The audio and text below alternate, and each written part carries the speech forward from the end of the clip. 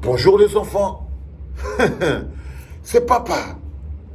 Mon mur est un asile psychiatrique à ciel ouvert. Et ma salle d'attente est toujours bondée. Bienvenue à la cave les enfants.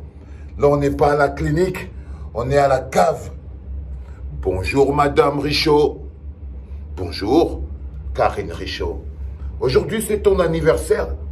Et je voulais que tu saches que je ne l'ai pas oublié. Je vais te souhaiter un joyeux anniversaire. Je te souhaite le bonheur, la fortune et la paix du cœur, mon amour. Elle s'appelle Karine Richaud, combattante de toutes les forces de son âme. Je voudrais te donner l'amour que tu mérites, mon amour, pour ce jour qui est un jour d'anniversaire pour toi. J'ai vu aussi que c'était l'anniversaire de Nandi, Zoulou. Eh bien, on va faire double frappe, double cadeau pour vous deux. Ça marche. Mais je ne peux pas fermer la clinique sans avoir une pensée pour ce jeune Camerounais qui, par la rage et la colère, travaille à la PHP pendant un mois, touche 32 000, n'a même pas le droit de rentrer avec un doigt de banane chez lui. Et ce gars se réveille et il découvre que des petits vieux se sont assis et ils ont mangé 180 milliards du Covid. T'entends ce que je te dis, Karine? C'est l'histoire de ce gars, il est en prison aujourd'hui. Un gars qui travaille à la PHP, il n'a même pas le droit de rentrer avec un doigt de banane de chez lui. Il touche 32 000 francs par mois, moins que le SMIC. Il se lève et il découvre que, en quelques jours, un petit groupe de ministres ont volé 180 milliards. Il est en colère. Vous-même, ça vous a mis en colère. Ça a tellement mis le monde en colère que, voilà, on a demandé une enquête. On a demandé un audit, quelque chose pour clarifier. On a demandé que des têtes tombent. Il manifeste sa colère en disant le gros cul de la maman de tous les membres du gouvernement qui ont mangé l'argent du Covid. Il manifeste sa rage. Il n'en peut plus. Il n'est pas le seul à le manifester. Nous sommes des millions. Il manifeste sa colère avec ses mots, avec son expression. Oui, je ne dirais jamais à quelqu'un le gros cul des femmes. Non, moi je ne dirais pas ça. Mais c'est sa manière de parler. Il manifeste sa colère.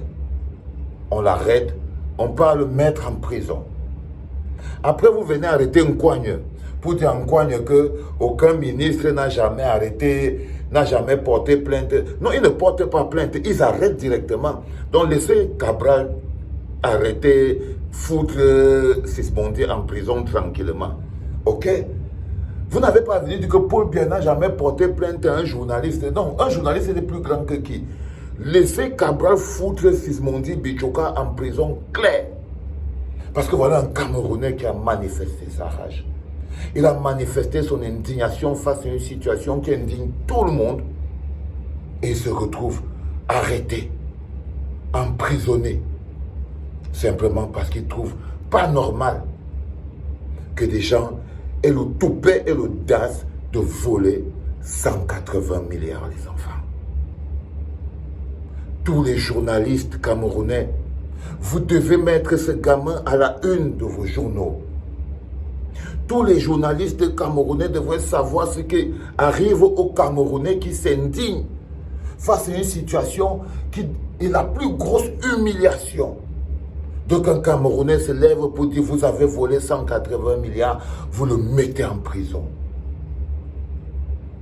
Et les autres Camerounais regardent, d'autres applaudissent. D'autres disent même que quand on vous dit de fermer vos gueules, mais ça, voilà ça. L'autre a même dit que quand tu viens maintenant de sortir de prison, je ne vois pas où est le rapport. C'est de ça qu'il s'agit, mes enfants. Il va falloir laver la tête des Camerounais au Karcher.